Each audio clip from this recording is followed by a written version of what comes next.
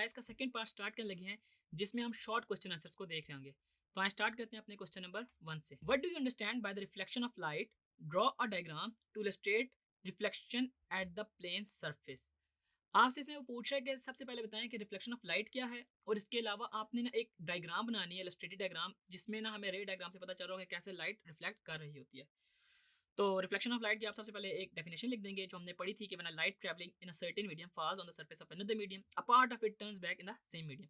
यानी कि उसका जो पार्शली कुछ पार्ट होता है ना, वो वापस उसी मीडियम में रिफ्लेक्ट बैक कर जाता है, तो वो हमारे पास रिफ्लेक्शन ऑफ लाइट कहलाती है।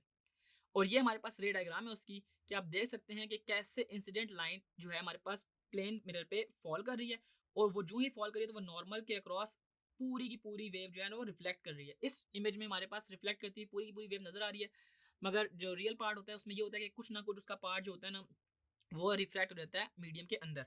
तो आप देख सकते हैं इसमें एंगल ऑफ इंसिडेंस जो है वो एंगल ऑफ रिफ्लेक्शन के इक्वल होता है। हमने लॉ ऑफ रिफ्लेक्शन में देखा, जो कि हमें अपने लॉ ऑफ रिफ्लेक्शन में देखा था जब हम अपना ये चैप्टर पढ़ रहे थे। तो अगर आपके पास पेपर में एक क्वेश्चन आता है तो आपने यही करना है कि इसकी सबसे पहले डेफिनेशन और इसकी रे डायग्राम लिखने के बाद आपने बता देना है कि इसमें angle of incidence is equal to angle of reflection होगा।